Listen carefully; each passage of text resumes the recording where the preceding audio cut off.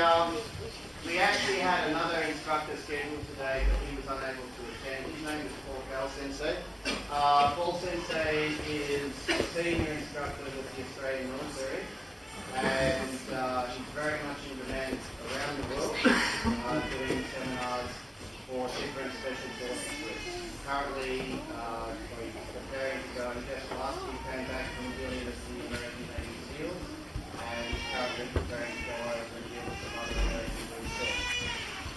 What Paul Sensei is teaching to them is obviously military stuff, right? But a lot of what he teaches comes from Aikido.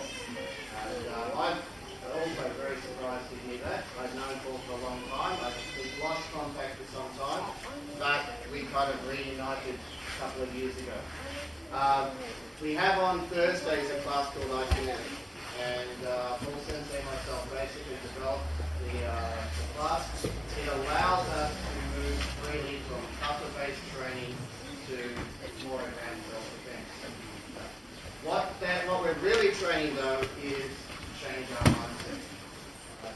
If, for example, I come to a point of conflict and I want to show the other person something that I'm good at. Can be anything.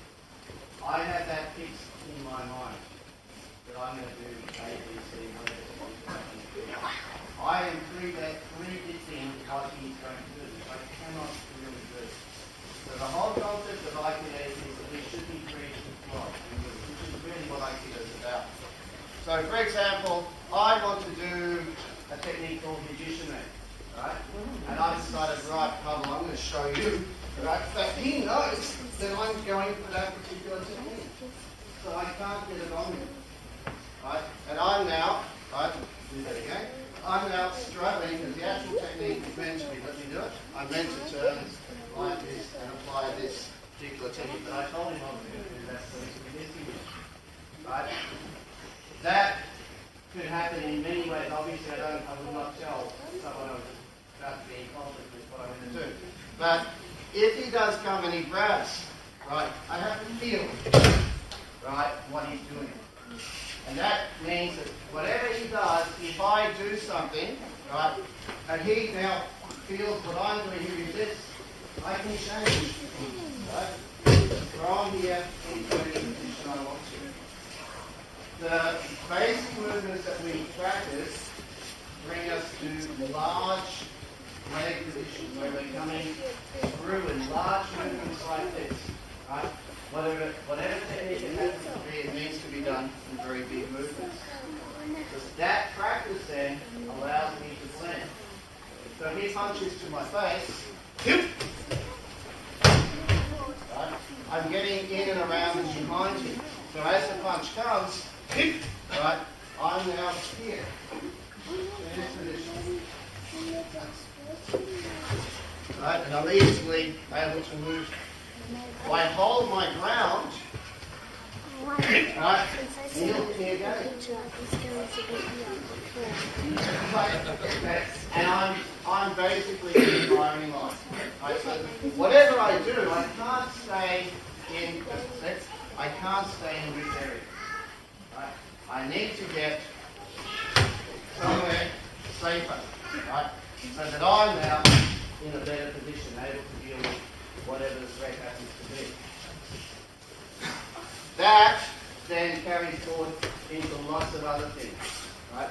For example, methods, you can get with that. Now, weapons basically are like equalizers, right?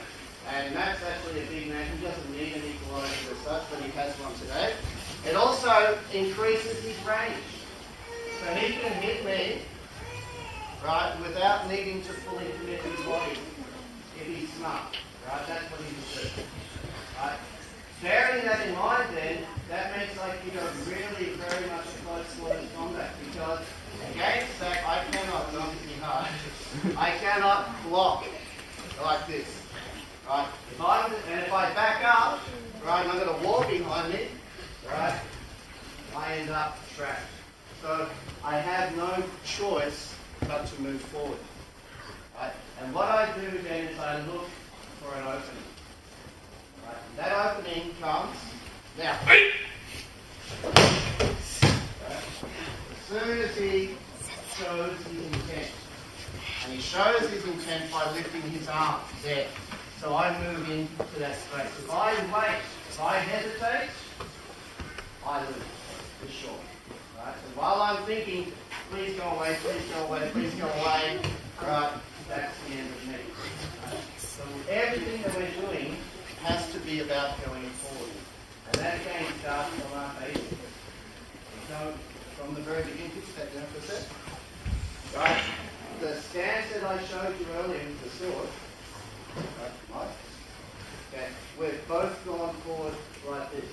If one of it, right, take a step forward. Okay, do it backwards if you want. Go back like yes. Like that, right? If students adopt this stance, and the kids who train with me know, I don't get angry very often, but I do get angry when people do that. Because now, that is my entrance, right?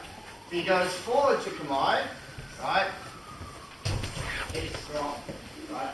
And then this stance, I should stress, is a training stance, right? It's not, we're not training now thinking, oh, Darren's about to attack me, so I should get ready. No, yes, see my Kamae? Scary. It's not that at all, right? That practice is so that, you get that, right? Okay. If I walk towards him with intent in my eyes, and maybe I've given him some kind of verbal clue that I have that intent, as I approach, right, that's what Matt's been trained to do, right? To take the initiative, to take a step forward that prevents me from just what it said.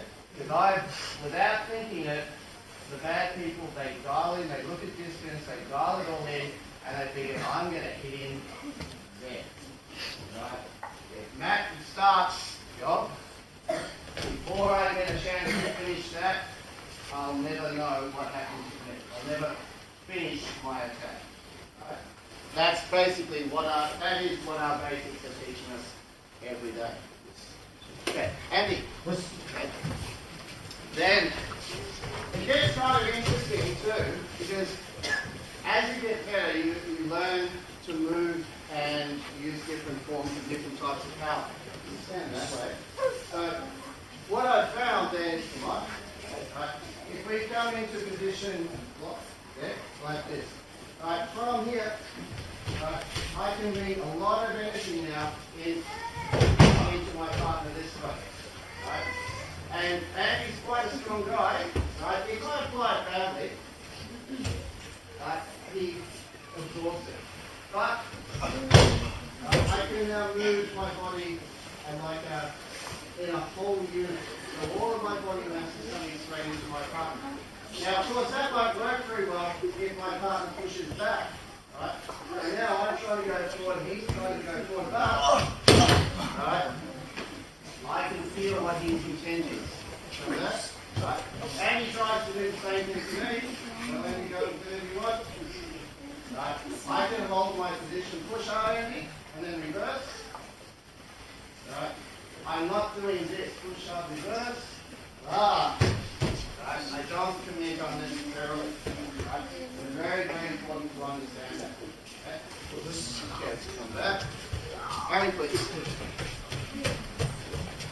Then, when we get to, it's not all about domination and hurting people and stuff like that. In fact, it shouldn't be about hurting people at all. But we kind of retain the right to do so if we feel that we set up our lives in danger. When we do other forms, though, it's about moving in sync and having a little bit of fun together, but still staying serious. We'll come this way. And you'll see what I mean. It is really a 360-degree up. So if having a catch someone this, right, we get to move in and around. As he attacks, right, you take the advantage.